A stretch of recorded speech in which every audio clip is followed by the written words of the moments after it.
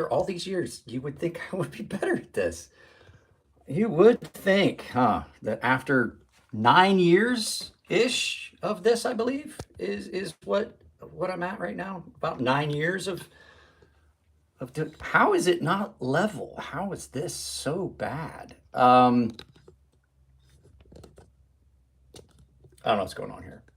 I'm having technical difficulty. This is why I didn't want to start yet. I wasn't ready, but for some reason, this thing decided that it was I gotta lower you guys down a little bit.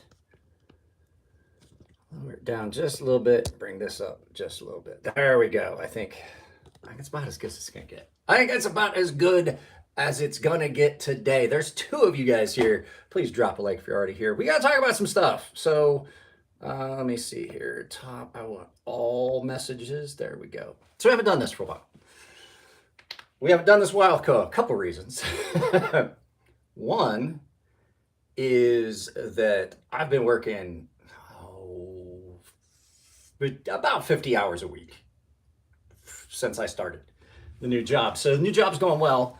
It's just I only get 1 day off a week. I work at a minimum right now. I'm working 48 hours a week, but I haven't had a 48-hour week yet. I've had a 52, I've had a 60, and a couple of so. That being said, it makes things hectic to try and spend time filming. I did film a little bit this morning. It's my only day off. Unfortunately, the rest of my filming schedule has been shortened. As you can see, everything was set up. I have cameras and mounts and everything. Well, the camera's put back away, but the camera's put away. But so have everything out, including the overhead tripod and the other stuff and the lights. I got everything set up, right? But the dog has got to go to the vet. He's got a horrible infection. So I just want to let you guys kind of know what's going on. There's only 2 of you here. I was expecting more. There was like 4 of you, but so I filmed a video this morning and then realized the dog's skin infection was horrible. And so I made an appointment and then I had to button stuff up. So I figured we'd do a live feed. We haven't done one of these in a while. I like live feeds. You guys like live feeds. You guys can ask me questions. We may have to go, all of us, to take my daughter to the trolley station because she has class starting at 1. It's currently like 9. It's almost 9:30 here. And so she has to be on campus at 1. So we may have to take her to the trolley station, but I'll take you guys with me. We'll do this for a little bit. But then I have to close stuff down because, like I said, I got to take the dog to the vet. But guys, drop a comment. Let me know if it's working. I don't even know if you guys can hear me or not. Let's see. This thing is supposed to allow me to do green screen. I don't know what's going on here. So we'll turn that off. Let's just turn that off. So Polar Beast. So I did film a video. I filmed a video about that Ozark Trail. Where'd I put it? So I got, you guys remember, I'm gonna give you a little sneak peek. I picked one of these up and a bunch of you guys told me I needed to. You told me that, like, hey, they're not as horrible as everybody said. It's a $10. Let's go in and say hi to puppers. It's a $10 knife that I got at Walmart. If you guys remember, we did the video where I went up there. If you haven't seen it, it's in my video library of stuff. But so everybody was like, oh, you need to try it out. There he is. So he's got an infection on this side that is clear up into his ear. And so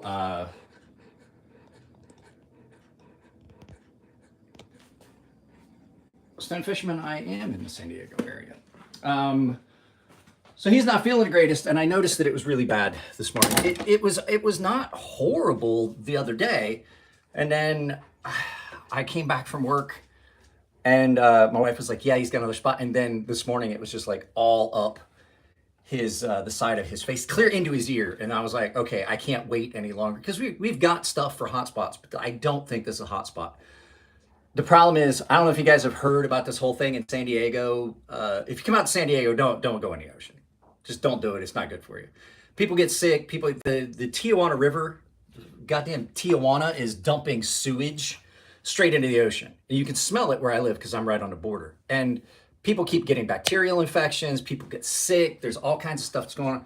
My daughter took him to the beach, and I didn't even think about it. And he got in the water. And now he has a horrible skin infection. He hasn't had a skin infection for almost a year. He goes to the beach one time, and he gets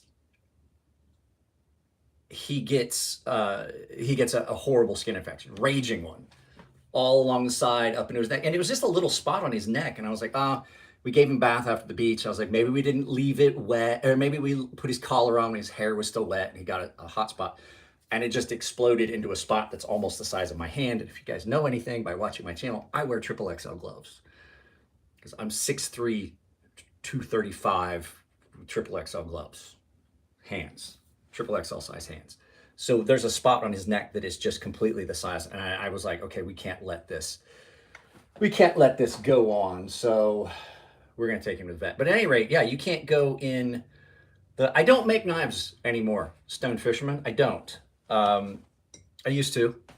I've got too much nerve damage and problems in this arm and shoulder that cause too many problems. But at any rate, I filmed a video about this. And it's not as horrible as I had thought. It's still a pretty bad knife. But I did want to kind of talk, pocket check. Well, currently in my pocket is the Microtech Amphibian.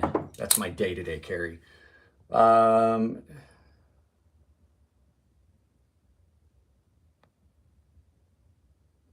Okay, so what I wanted to say is $10, I got way more than I expected. A lot of times you get a $10 knife. They're not good. Are you married? Yes, I'm married. I will accept no proposals. So I'm carrying, this is my pocket, in my pocket right now. It's the only knife in my pocket. Typically I got two, but this one is in my pocket. But this one just came out of my watch pocket. Really, really nice little slip joint by I'm reading that, by Rosecraft Blades. This is their Barlow, sheep's foot Barlow. They're like $50.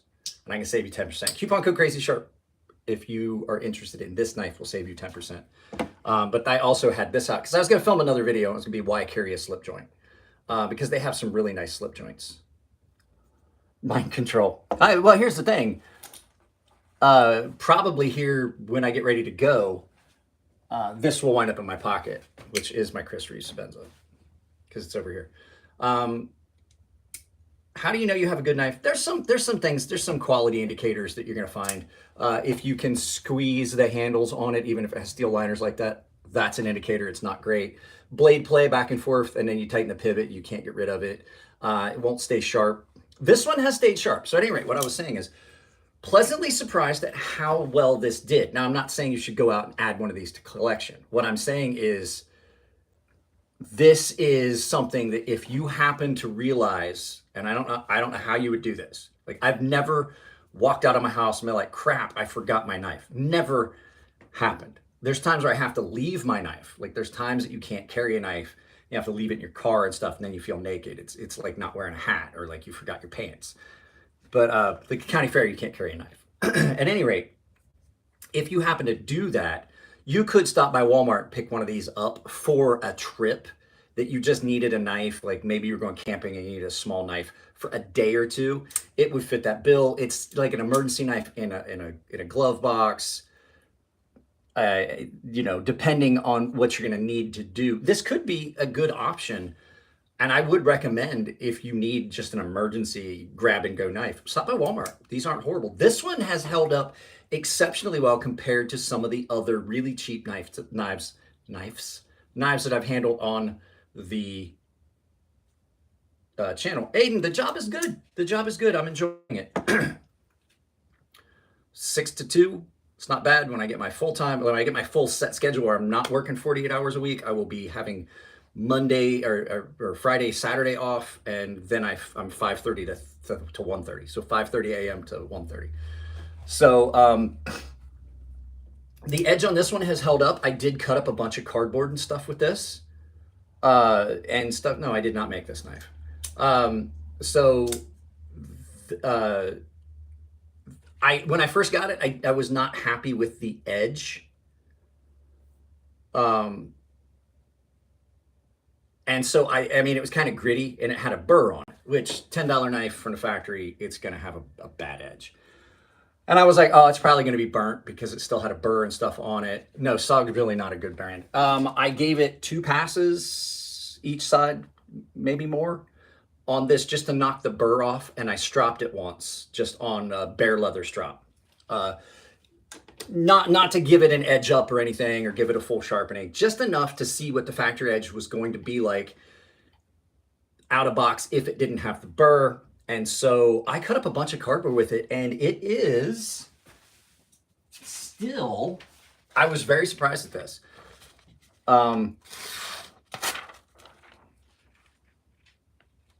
That was interesting. Not bare leather, bare, B-A-R-E, like nothing loaded on it. I didn't use a loaded strop, just raw, unloaded leather. It doesn't have, so I have a loaded strop with chromium on one side, diamond on the other.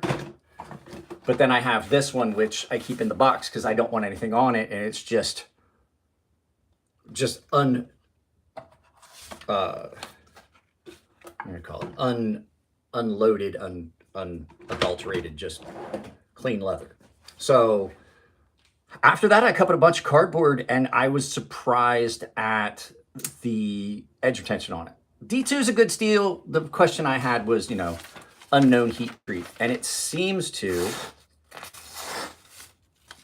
still be, it's still a really gritty, coarse edge. It looks like probably about 120 grit belt edge on that, which job isn't too bad on the shoulder. No. Hey, let's not talk about politics. It's not bad on the shoulder. It's pretty much sedentary. I sit in an office. I watch cameras. I'm the dispatch. I write down, I record all the logs and stuff. I basically, every radio call that comes in, I enter into the system for a daily activity log. I'm basically a security dispatcher. So, but yeah, I was pretty surprised. Now, my concern with this, and you're going to see it in the video when it goes up. I'm going to try and edit it a little bit later. This is a little too close to comfort when you look at this and you compare it to a Benchmade bug out. It really is. I'm going to bring you guys down a little bit lower. There we go. There we go. I think it's about perfect. I want to bring you guys down a little bit lower so when I step back, I'm not so far down into. So it is really, really similar. And so that's my big concern. I might have a headache if I don't put these on. That's my big concern on this. I have to have reading glasses to be able to see you guys' comments. And when I don't, that's why I keep leaning back as I'm trying to read the comments. And if I don't put these on, I have a headache. My big concern with it is it's not so much that I think it's a horrible, horrible knife. It's not. It really isn't. It's like I said, this would be something that if you needed a knife that you didn't care about to just throw in your tackle box or in an emergency back kit in your in your trunk of your wife's car so that you knew she had a knife because you know your wife doesn't carry a knife.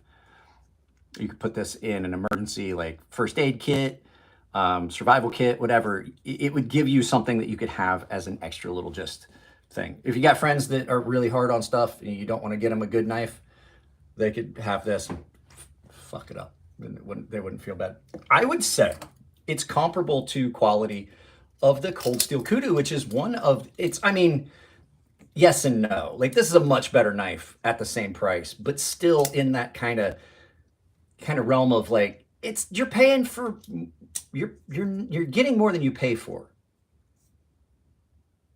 I don't like the Yojimbo, so I wouldn't do that. I don't like the Yojimbo. It's never been one I really like. I don't like the way it feels in hand and things like that. It's just not the knife for me. I like the blade shape. I like the concept and things like that, but it's just not an issue. And I was kind of critical of the Yojimbo and the Yojimbo because of the thinness of the tip. But I will tell you, I have a knife that is kind of similar that I carry a lot. Kind of really similar, really, really super thin profile on the Wharncliffe, a lot like the Yojimbo and the Yojimbo. This this is, for me, a better version of kind of like the Yojimbo, and you can see it gets carried a lot. This is kind of similar. This is the warning button by, I need to turn this TV off. There we go. I just realized I left the TV on back there because I was doing that while I was dropping files onto my computer from filming. This is a really, really good knife. It might make a comeback. I did a video the other day that you guys saw the other day, Forgotten Knives. And this is one that you may be able to pick up a couple places. They may still be available a couple places. So I don't remember if the Yojimbo is thicker or not. I honestly don't. I know that it's a bigger version, and I know there's a fixed blade version. And I like I said, it's not anything to do with it not being a good knife, right? It's a very good knife. The Yojimbo is a really good knife. It's a good self-defense knife. For me, I never liked the overall feel of the knife. This, for me, is really similar, but a better, and then it's got that pivot lock, which just is cool. 9 years. Yeah, 9 years on the channel. So this is just a better fit for me that gets me kind of in the same direction as the Yojimbo or the Yojimbo. So I really dig it. Kevin, thanks for sharing my video the other day, bud. I'm sorry I haven't shared much of your stuff. I apologize. I've been so busy. Like I said, I'm working. My regular schedule is 48, and I think I've worked at least a 52 almost every week. So this just feels better in hand for me. I got bigger hands. It doesn't feel the Yojimbo is not as bad. The Yojimbo just felt out of sorts for me. This has got that nice curvature to it, and it just sits in my hands really well. And it's really comfortable, and I have this more positive control feel of that knife, like if I'm using it for like heavy duty cutting and things like that. I don't have very many knives that I would consider something I would carry strictly for self-defense. Even the knives that I gravitate to for self-defense aren't something that... So guys, if you're just here, I was thinking, like, I got everything set up to film. I was going to try and film at least 2 videos today, but I can't.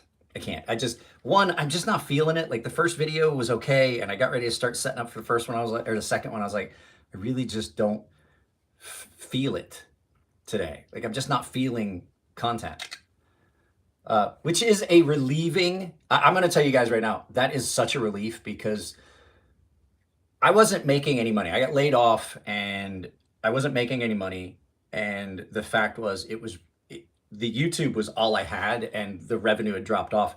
And I felt like a slave to it. Like, I just felt like I couldn't do anything but make content. And now that I don't have that, I think it's going to add to kind of a more relaxed feel for videos, more relaxed feel for live feeds, me not feeling like I have to do something. And I think it's going to wind up leading to a better end product. But what I was saying is, like, even the knives that I gravitate to for, say, a self-defense carry, like this Night Guard by KATSU Knives, are still more on the functional side. I don't like a knife that's built for a specific one-use purpose. As much as I like it, the Dirk Pinkerton, also the designer of this knife, the Dirk Pinkerton inversion, which is a folding picol. Great knife for self-defense. I don't like karambits. I'm much more inclined to go with a picol because it's more of a natural drawing motion, and a lot of the picols are a longer, more slender blade that will work for stabbing. If you've got a karambit, you can pretty much only slash. You can't stab with it. I'll show you what I mean, because I've got them both right here in my burrito. Here, these are knives that that I really love. So I have both of them here. I have both versions. So I'll show you exactly what I mean. This has knives in it that I want ready access to. There's a good chance I'm gonna pull one of those out either for fun or for carry. Karambit it's a lot harder. Like it's a slash only, right? It's a slash. You can only slash with a karambit. It's not really for piercing. Some of them have got less of a recurve, so you can do some piercing and stabbing. I am much more inclined to carry a picol, which, as you can see in that same grip, the blade is the other direction, much more slender blade designed for specifically for self-defense. Because this comes out of your pocket. As you can see, it sits in your pocket. And let me see if I can show you here. I don't know if you guys can see it or not. Let me move this. But when this is in your pocket, it basically deploys like that. Most people will carry a fixed blade. This is the first folding picol I ever saw. I have ever seen. And I really dig it. And this one is one that I could recommend for self-defense, just because it's it's going to be more of a intuitive, like hammer, fist, and drag kind of thing. You know what I mean? And it's got a much more piercing blade. It's a much more natural action to do this than to do this. So that being said, I typically don't carry a knife specifically for self-defense. 9 times out of 10, this was in my pocket. This would serve me well for self-defense. I could use this for self-defense. This is, well, I mean, yeah, David Casey, like I'm saying, those knives are built for self-defense. They're not like your everyday carry knife that you're just going to put in your pocket and carry. This is, and this is a great knife. It's the best knife I've ever bought. I still think this is probably the best knife on the market. That case where you had all the knives, what's that called? That is the Grand Burrito. That is from knafs.com. Knafs. It's called the Grand Burrito. The nice thing about it too is it rolls up nice. It stays close. It is canvas. It's a waxed or oiled canvas, so it's going to keep the knives, like the whole thing I love about this is it's going to keep your knives pretty rust resistant because it is an oiled canvas. This bottom lip is magnetic. It's got a spot for patches, which I think is cool, but it's also got a spot if you want to hang this up on your wall to have access to your knives. You could hang that on a wall with some hooks. And then you just take it down and you roll it up. And like I said, with it being that oiled or waxed, almost like oilcloth kind of material, it prevents moisture from getting in there. And it just prevent, like my knives that have a tendency to rust always stay better in this than any of my other ones. I need to get a couple more of these, but they have them at knafs.com. Have I handled any of Steve's knives? No, I haven't. So, hey buddy. Hey buddy. I know you don't feel good. We're gonna take you to the doctor later. Yeah. Yeah. Sick puppy. Go lay down, bud. Go lay down. What I really want to talk about is the direction I want to take the channel. So I know that you saw Scab was saying stuff like, where do we go from here and things like that. I don't have the time to dedicate to the channel that I did. I'm going to try. The big thing is I'm still getting into that rhythm of work and after work balance and things like that. And there's a lot of times that I come home and I've got tasks and chores that I'm doing and I just don't have time to film. I have plenty of time. I get off work at 2. There's no reason I can't film and stuff in the afternoons. I have a pretty good schedule. I don't have to deal with a lot of traffic. It's just things here have been hectic. My daughter was on spring break. My wife is now on spring break because she works for the school district. Things have been weird. I'm on this new schedule. We had to get work done on my car. We had to get work done on the wife's car. We had to schedule all those things.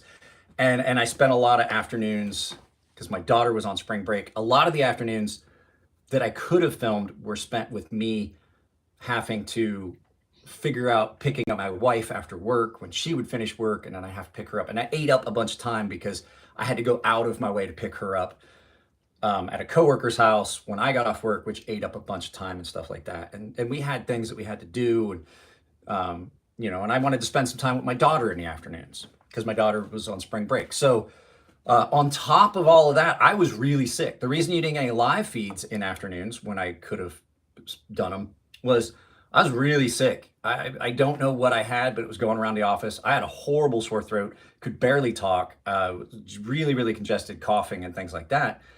And so it just was no way I could do a live feed. So any opinions on M390? M390 is one of my favorite steels. It really is. It's a great steel. It holds an edge really well. It's not a super fine grain structure, but it's also a nice consistent grain structure. It's got a huge amount of corrosion resistance, edge resistance, impact, or edge retention, impact resistance. It takes a nice fine edge that is aggressive even at higher grits. It's just a really all around good. No, it was not allergies. I was running a fever. The nice thing was I could just tell everybody, hey, just stay out of the CSOC, and I could do a distant turnover with the person that was coming in because there was 2 desks, so we could kind of avoid each other. Versus VG10, there's no comparison. It's a way better steel than VG10. VG10 is great. VG10 is a great steel. There's a reason Spyderco has used it for years. It's in my favorite Spyderco all time is in VG10. It's a great steel. It's really good for kitchen knives, things like that. It in no way could compare to M390. It has its own properties. It's got some properties that are really good. The edge that it takes is super aggressive. It's easy to sharpen. It's really rust resistant. It's a decent knife to sharpen. It's an all-around good steel if you're learning to sharpen and things like that. I like VG10. VG10 is a really good steel. I like D2 if it's coated. D2 is another one, and that's one that really just nailed it on Peterbilt Knife Guy's channel when he did the knife through a nail test.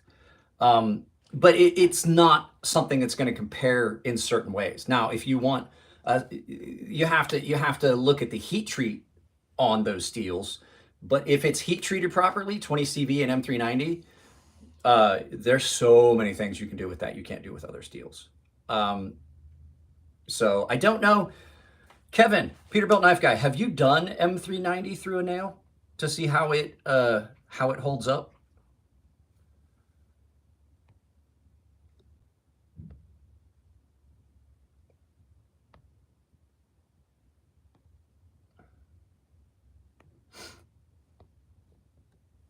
I'm just curious.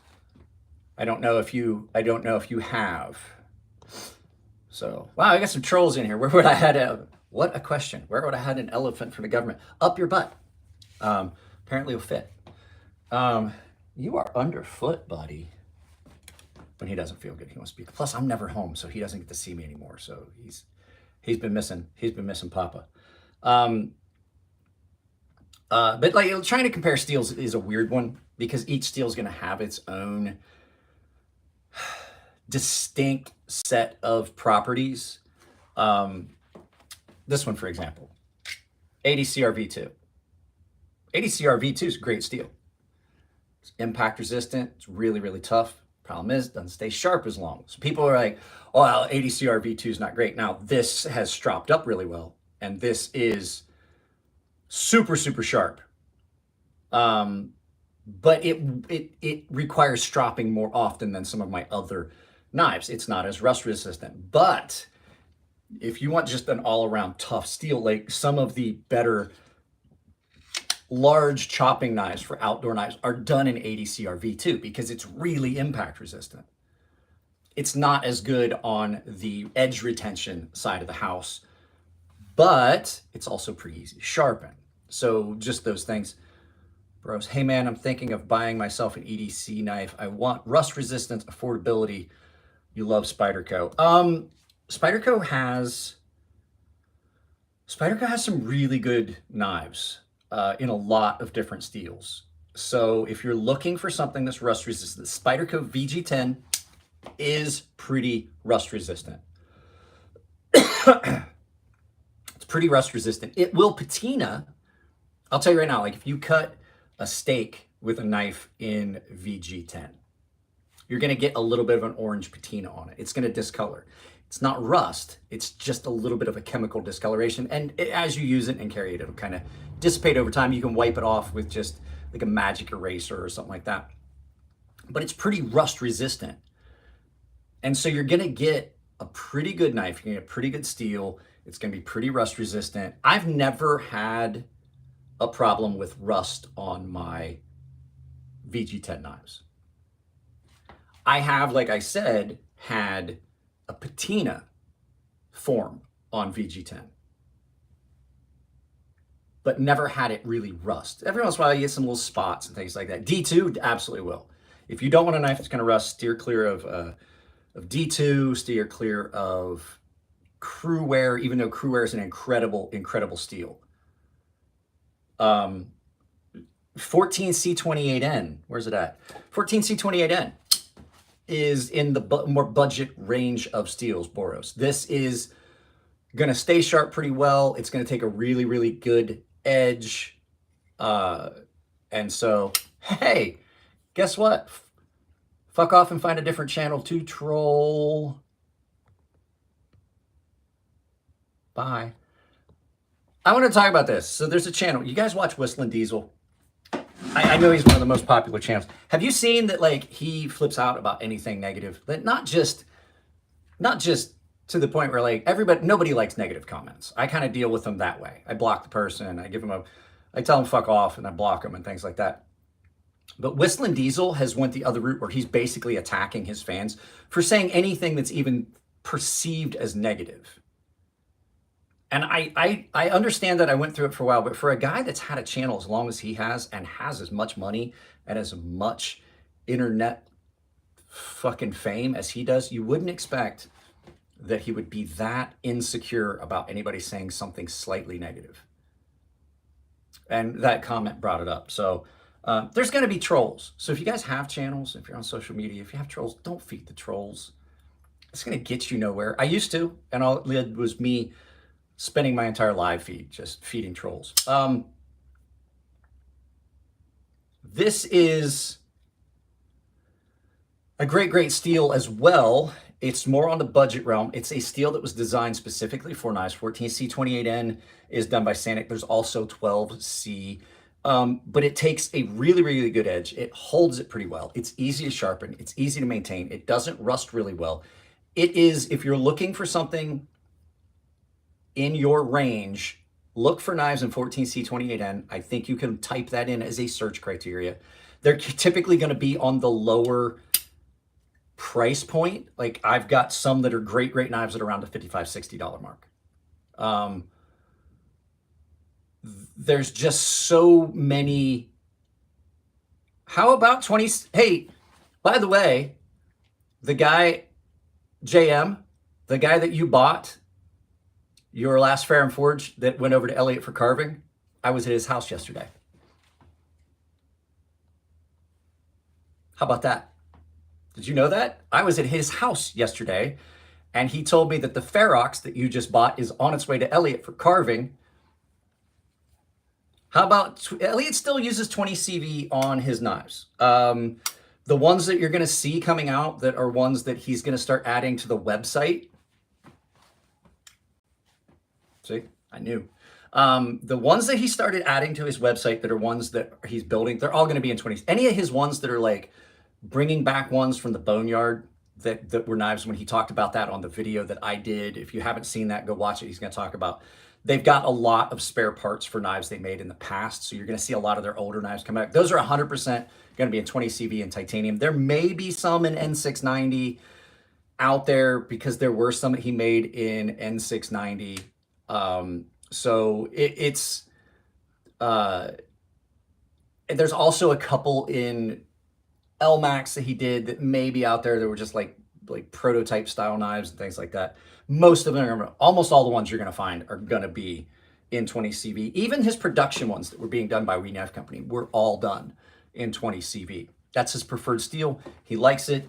You're going to find knife makers gravitate to all the knives I made, for the most part, were in 20 CV. Elliott taught me how to make knives. He taught me the heat treat. I saw the benefits in it. So all of the custom knives that I made in Elliott's shop were done in 20 CV. I purchased my own 20 CV. I used the same heat treat he did on his custom knives. So there's reasons why I like 20 CV and M390. Do I have a machete? No, I do not have a machete, but I have something of a close equivalency. I think this is probably the biggest knife I currently own. Chunk, you gotta move, bud. Move. Go. This is the Work Tough Gear Grizzly.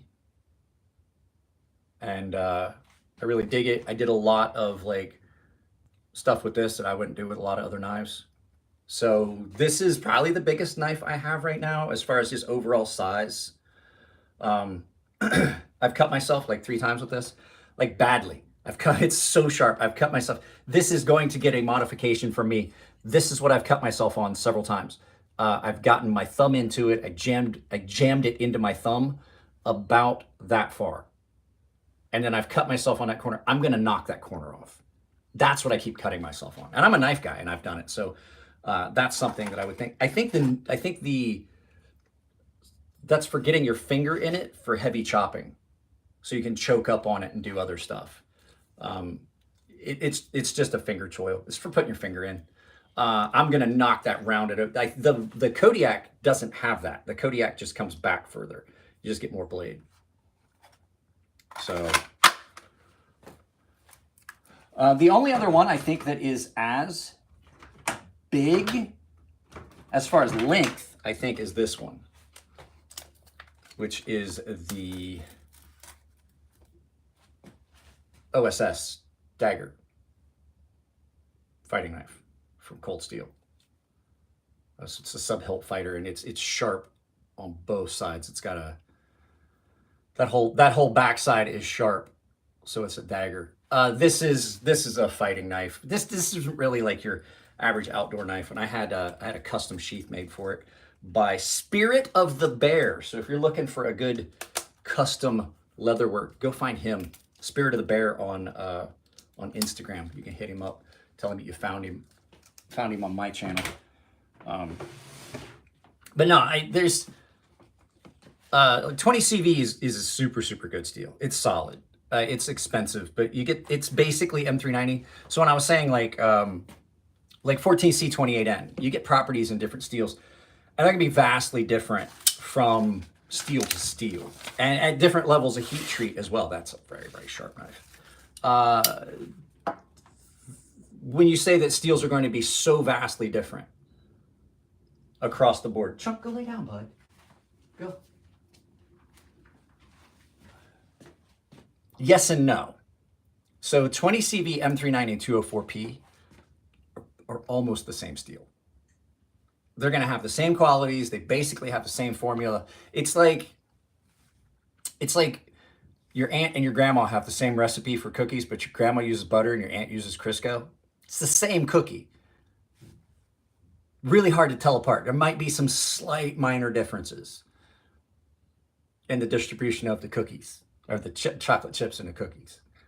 So, it's a lot. And then the main difference between those cookies is how long did your aunt cook it versus how long did your grandmother cook it. The constituent elements are so similar that your overall is going to be the same. And then after that, it's going to be a matter of how it was cooked, if that makes sense. Yes, I did just equate steel to cookies. I have somewhere here, somebody asked what my smallest knife is. I have somewhere here in this vicinity the hummingbird. I have a hummingbird, and I'll try to find it. I've tried to find it before when I've done this, and I've always run into this problem where I just can't find it. There it is, the Reich Knives hummingbird. Now this is the smallest knife I own.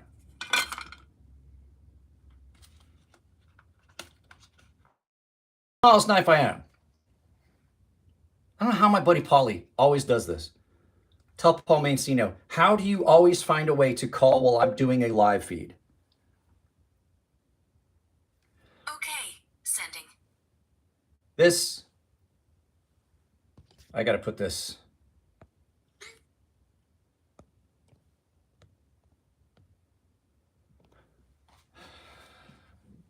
This is the smallest folding knife I own. It's a full flipper. It is in Damasteel. That's not going to come in real clear, but we'll turn this around so you can see. It's in Damasteel, titanium. It's about the size of my thumb. It's tiny. Runs on bearings. It is a full knife, and it was simply something that Reich Knife Company just wanted to do to show off their machining abilities. And so it came with a little neck hole. I had 2 of these, I lost one. I had 2 of these and I lost one. That's the problem with them being so small. It's the only time I can honestly say that I think I've ever lost a knife.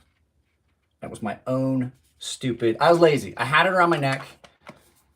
I was trying to do a video where I was going to carry this for a month and see if it was a viable knife. And I had it around my neck, and we went to an amusement park, and they had metal detectors. Now, I know how to bypass metal detectors, so I shoved it down inside the side of my boot that I was wearing, the shoe that I was wearing. And it fell out, and I didn't realize it. So I still had the chain around my neck, and my whole plan was I was just going to put it back in. I was being lazy. I did not go back to the car. That was the whole problem, was that I went back to the car. I guarantee I'm going to get a fucking horrible...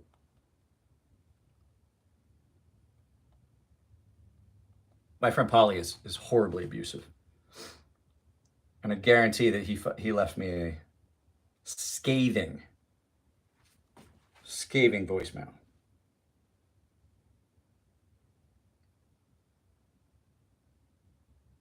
I don't know what's going on with my voicemail. It keeps telling me I don't have any voicemail. I don't know what's going on. At any rate, but no, it was just a way for them to show off what they could do as machining. There's a large version of this. They have a knife called the Thor that's really similar. Reich Knives, their stuff is insanely good. And they were, when they first came out, they were one of those brands that people were like making fun of. They're like, oh, it's another BS Chinese brand.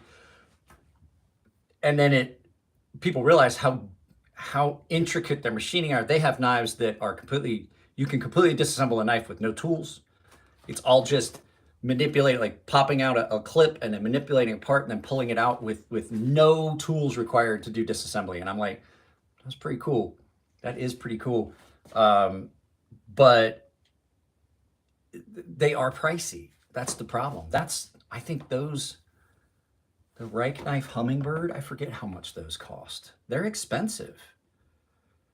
What's the Cadillac of knives? Well, see, there's a lot of knives out there that fall into the Cadillac category. I think most of the knives I have are pretty intricate. They're pretty well done. They're like a luxury vehicle. Any of the knives I've shown you, pretty much with the exception of this one, could fall into that Cadillac of knives category. This one, I think, is probably the best knife I've ever purchased. I think a better question would be to ask what, in my opinion, is the Ferrari of knives. And I think that the Ferrari of knives would have to go to just straight up the Grimsmo knives. Like, I have a lot of, when I say that, because Cadillac is easily attainable for most people. There's Cadillacs everywhere. But very rarely do you see a Ferrari just rolling around the streets of your hometown. So there's Cadillacs everywhere. Cadillacs are as common as corn.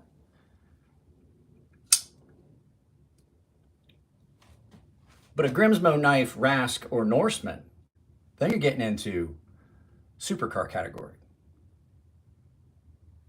Or something like the Rockstead Shin, or Rockstead Shin, or the Higo. You're getting into beyond just your average day-to-day car. This is way above the average knife. As a matter of fact, I think this one is as well, even though this is at a drastically lower price point. This cost me over $1,000. This cost me less than $350. This is the knife that's in my pocket every day. This is the one I say is the best knife. This could fall into that Ferrari category, but more along the lines of every once in a while, a small car company will pop up and have that one model that just kicks everything's ass, like the Ford 500 GT. It's a company that typically makes Cadillacs or Ford pickup trucks, but they made one that was above the Ferrari at one point. It happens. This is a company that makes Cadillacs that every once in a while jumps out and throws out a Ferrari. That's what this knife is. This is well above what I was expecting from Microtech. This is the Ferrari or the Bentley or the whatever you want to, whatever specific brand is in that category that you like. That is this to the knife world. This is the pinnacle of what you're going to get in a knife that was made on machines. There are knives out there that are going to get made by hand that are in that $10,000, $15,000 category, but those are unicorns. There's not a lot of those, and there's not very many people making them. This is a knife that is being made by a guy in his shop who really isn't a knife maker. He's a machinist that just happens to make knives. And he is making the Ferrari of the folding knife world, in my opinion. I want a 15V Yojimbo. What would you please tell me? Would you please tell me that's good or bad? I don't like the Yojimbo. It's just not a knife for me. It's not a bad knife. It's actually a really good knife. It's just not one I like. That question came up earlier in the thing about like the Yojimbo and whether I like the Yojimbo.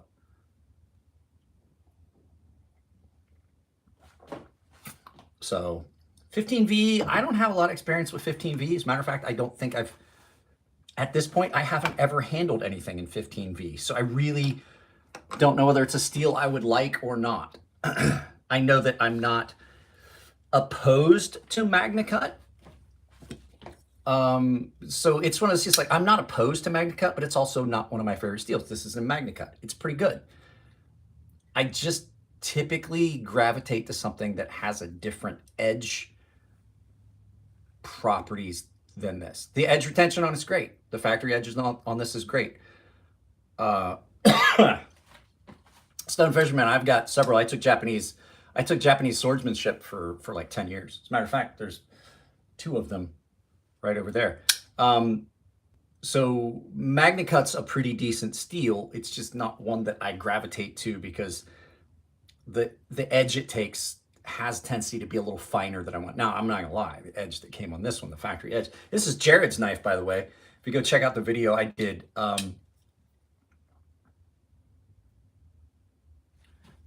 it's a pretty good knife. JM, I made mine black with a green. Elliot hates this knife. Elliot hates this knife. He tried to throw this away. He made me take it with me because I kept pulling it out of the trash can. He's like, fucking take it. You keep pulling it out of the trash. Fucking take it. He hates this knife. He threw it away like 3 times and I kept pulling it out. Thank you very much for the super chat. Holy crap, the super sticker. This isn't that great of one of his, like, as far as his knives, this is like, I would say, the worst of them. That's still a pretty good knife.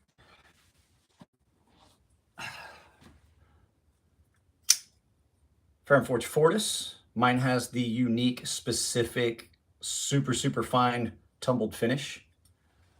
What do you think about well done? 440C is not bad. 440C is not bad. JM, my carved Master Blaster. This gets used all the time. Can you tell? This is like, after carving, this is well over $1,000 knife.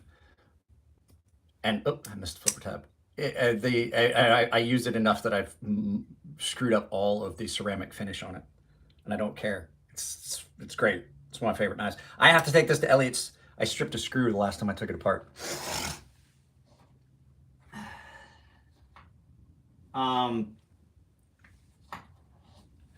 I know that you have one of these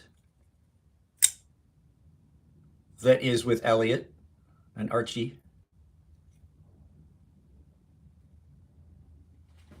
So you got one of these. One of my favorite knives they ever did, the NTAC. This was an N690. So N690 gets a bad rap, but it's a really, really good steel. This one is N690. I absolutely love this. It's a nice smaller knife from Chris and Elliot. I carried this so much. As a matter of fact, you know what? That's going in my pocket today. That'll go in my pocket today. We'll carry that one. Just one of the best knives ever. This one is another carved one. Looks like fish scales and stuff on it. So this one, intricate carving on this one, all done by hand with a Dremel. It's a collaboration between Mike Gavick over at Gavco. This was a Gavco Ferrum Forge collab. This was the spinner.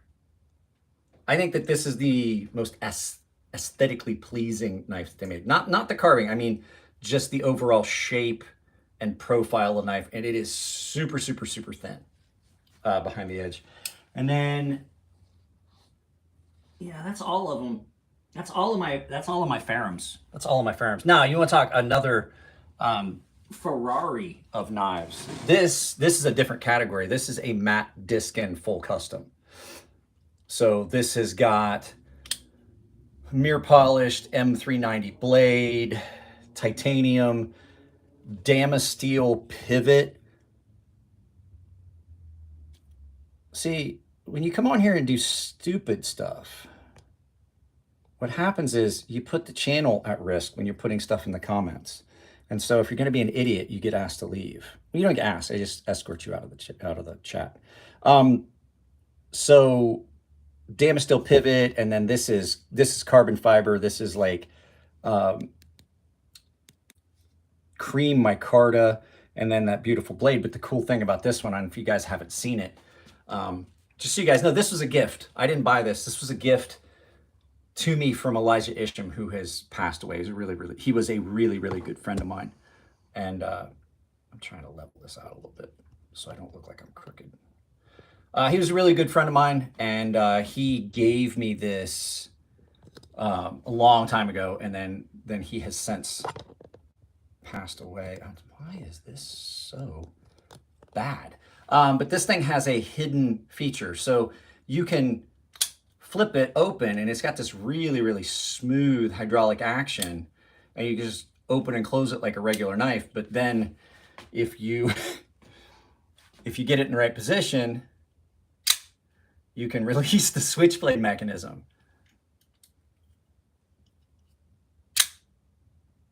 So it's a hidden switchblade. So one of the really cool things. So what you do is there is these handles right here that releases the catch. So it's like it's the best of both worlds. It's kind of dual action. So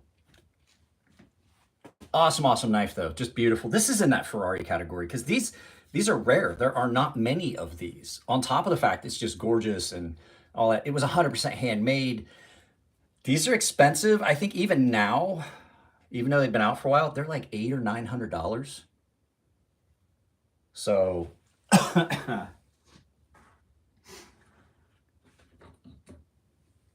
here's another getting into the Ferrari of knives category. This is the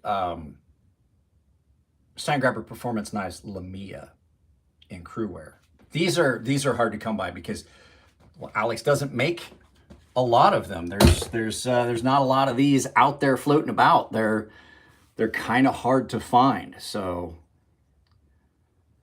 just pretty much one of those knives that like you gotta get them just at the right time. You gotta know when they're coming up for availability. And if you want to go over, check out Alex Steingrabber on Instagram. There's a link where you can get on his mailing list, and he puts out when these start becoming available. So I think the last batch he did was in, Elmax. This one is in crewwear, which is a great steel. So do you know any good brands for an OTF? Microtech and Heretic Knives. If I was going to get one, I've got a couple OTFs here. I'm not going to dig them out, but I've got them here. I'm trying to keep stuff to a minimum that I'm dragging out because I do have to, I have other stuff I got to do today. I still have to edit the video I filmed this morning. I do have to tell you guys something that's, here's another thing that this just amazing about this knife. Remember I said this was the one that I got that was the Ferrari knives. The cases, they make their own cases for the knives. And so you've got everything you need in here. You got oil. I don't use the nano oil on this. I do use it on my pew-pews. But you got a tool for taking it apart. So what you need for maintenance is in the box. It's custom made case for this. They're all serialized. And their lifetime warranty is amazing. John and Eric know that I did not buy this from them. They know me. We've talked a bunch of times. We've kind of made a friendship. They know that I'm not the original purchaser of this knife. They still honor that lifetime warranty. The knife is warranted, not just to the original owner. So it's, I'm gonna start gathering some of this stuff, putting it away. It's, oh, I can't, you know what? I have to put these two knives away. I'll show you an OTF. I'll show you the ones that I have that I like, because I have to get this roll back out to put these away anyway. So,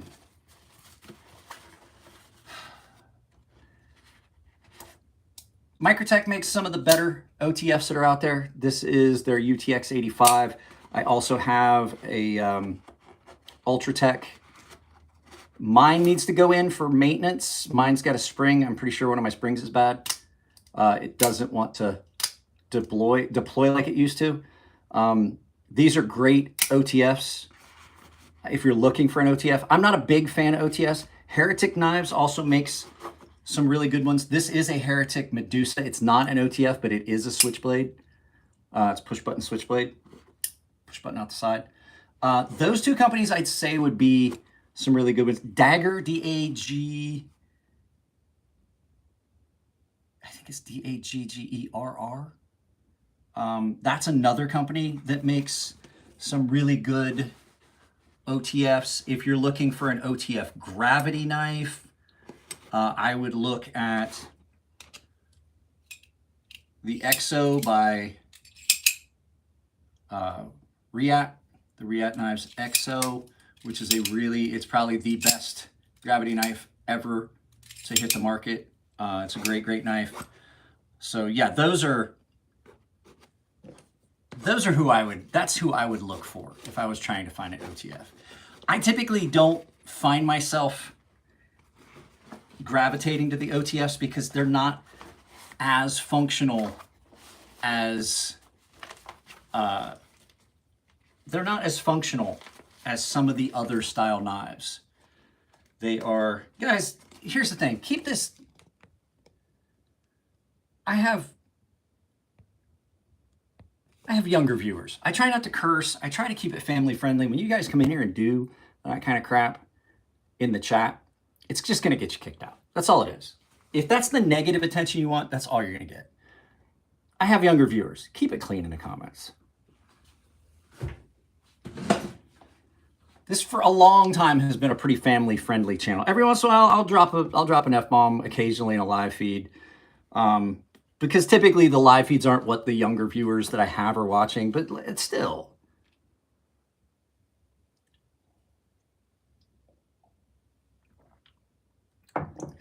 So I know typically I do live feeds for 2 hours, but I'm not, I don't think I'm gonna be able to do that today. I think we're gonna only go an hour. I'm gonna look at this for a second here. I want to check and see.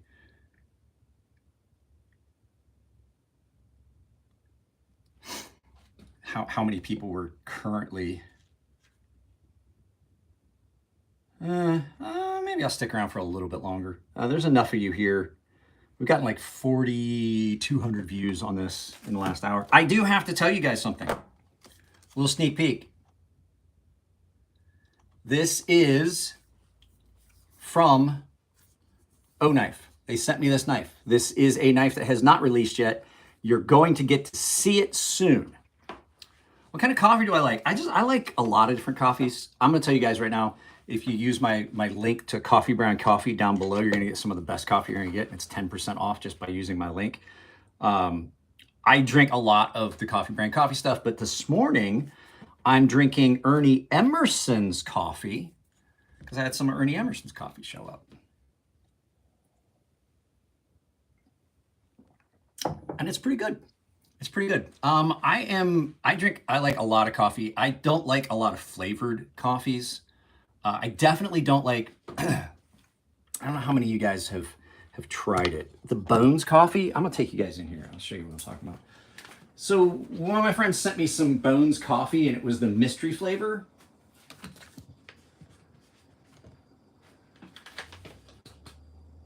There's a reason there's still this much of it left, because apparently their mystery flavor is hand soap. I've not had any of the Bones coffee that I could say was like over the top good. And like I said, I'm not a big fan of flavored coffee anyway, but I'll show you real quick. Right now, these are the two that I have. So I'm part of Coffee Brand Coffee's Roaster's Choice. I have a new bag of their Roaster's Choice. You get a different flavor from around the world every month. It's not a flavor, it's just a different blend. And I have the Lethal Edge. This is what I'm drinking right now. This is Ernie Emerson's coffee from Ernie Emerson from Emerson Knives. Ernie's a great dude. This is actually some decent coffee. I like the old school packaging. So it's pretty good. I dig it. It's pretty good, and it's got a unique flavor profile to it. I haven't put my finger on it. It's kind of floral. This one is Java Jamput. It's from East Java, and it's got some unique. So because even Ernie knows that the wave feature sucks. I'm kidding, Ernie. For as much shit as I talk about Ernie's knives, Ernie's a great dude. And Ernie and I are pretty good friends. And we talk well at shows. He keeps telling me that he wants me to come up. Sick puppy. Poor buddy. We gotta get him. We gotta get him to the vet today. I gotta take him. His appointment's at 2:30. And so that means my day got consolidated. And it's my only day off. I only have one day off a week.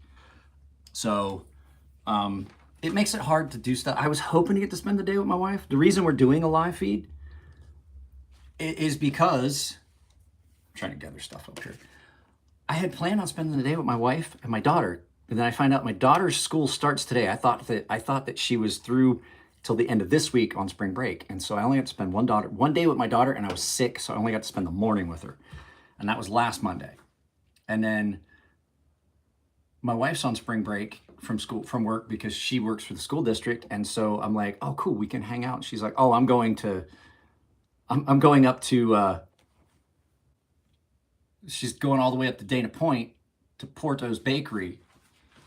And typically I'd be upset because I'm like, well, I wanted to spend the day with you. But the fact is, she's bringing me back some of the best tamales that I've had. And I mean, I'm going to tell you, I've lived in Southern California since 2005, 20 years.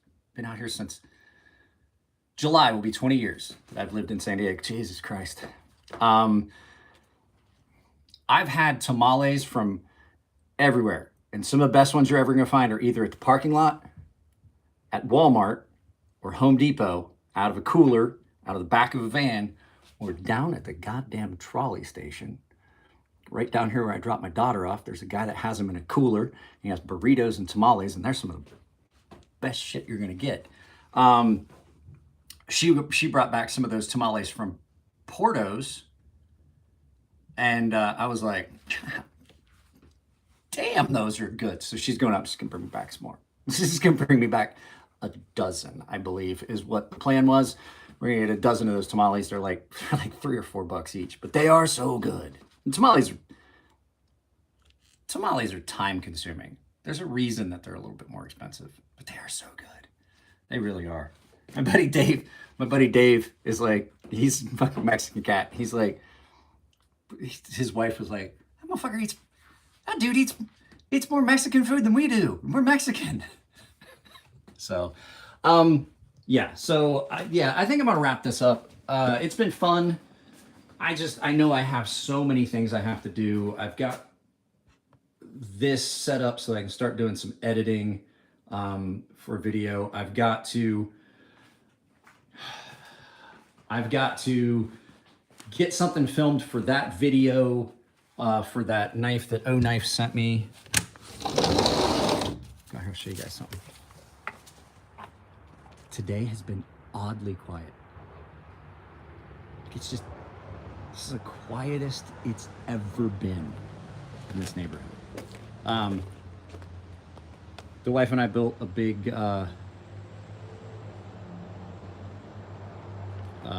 we've got a big, what do you call it, flower bed that we built. So those are African daisies and a bunch of stuff that my wife and I planted, and then all of this stuff over here. So we stay busy. These are all more wildflowers and stuff, and then she decided she wanted to set a border of potted succulents around it. So this is gonna look nice. There's some more over here that we're trying to get to grow. I don't know what these are, but I love my yard. I love it out here. Guys, I'm not gonna lie to you. There are, like, every morning on my days off, I did it again this morning. I did it today. Dog dug some holes and I had to put some grass. That's where I typically have my coffee.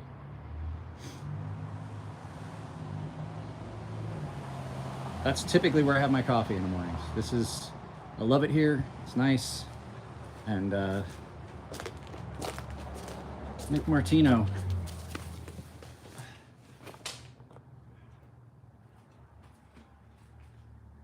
We've got plenty in the house as well. They are on window ledges and stuff everywhere. They're everywhere. They're everywhere. And as a matter of fact, she's in the kitchen, and then she's got some more that she's starting from clippings here. What's up, big boy? What's up, big boy? We'll get you to the vet. We'll get you to the vet and get that infection taken care of. And then we can get that cone off of you and you'll feel better. Yeah, I just, like I said, once I get into the rhythm, and like I said, the big thing wasn't that I don't have time to film. Well, part of that was. Part of why you're only seeing like one video a week is because I haven't had a lot of time to film. But the other one is I've been sick. I was really sick. And the problem is I don't have sick time, and this company's policy is you can't call off. If you call off sick without sick time, you get a disciplinary action. You get suspended for a day for not managing your sick time, your paid time off. Because we don't get both. We get PTO every week. We get a certain amount of paid time off, and it's like combined. It's combined sick time and vacation.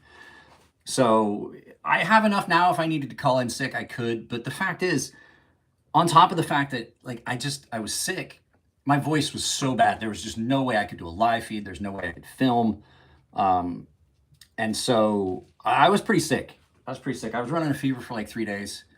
Couldn't breathe, like heavy, like the yellow shit coming out of my head. So I have lost a little bit of weight though. I will say that, because I don't have ready access to the refrigerator and stuff. I can't walk in and out, and all that stuff. Plus I quit drinking.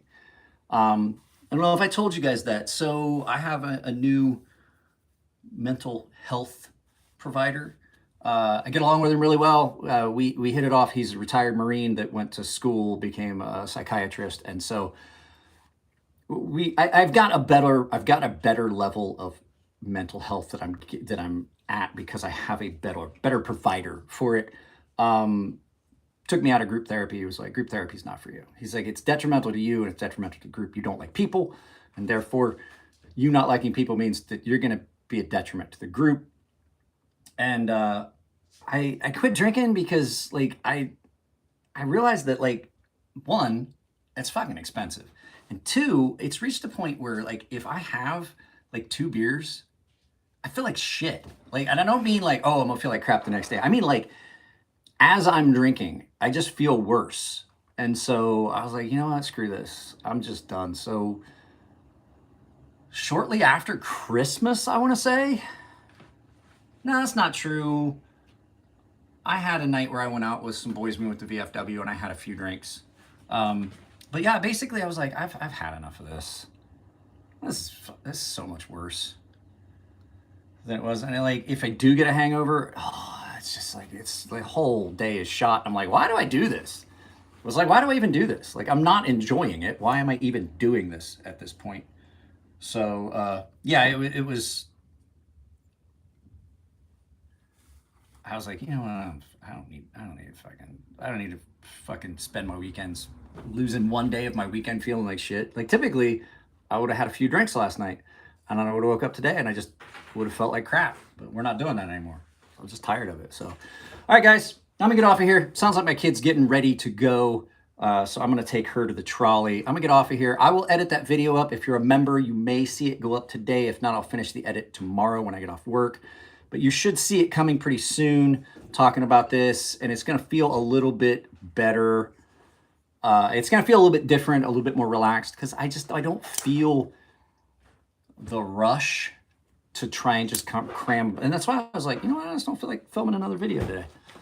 I just want to take the rest of my day off. I gotta take the dog to the vet, and I'm just gonna hang out and relax a little bit and do some stuff I want to do. So I'm gonna get out of here. I'm gonna take my kid to the trolley, spend a little bit of time with her before she leaves, and then yeah, I'll probably get that video up sometime today for you guys. All right, I love y'all. Take it easy. I'll see you next time. Where's the button? I haven't done this in a while. I forgot where the button went. There it is.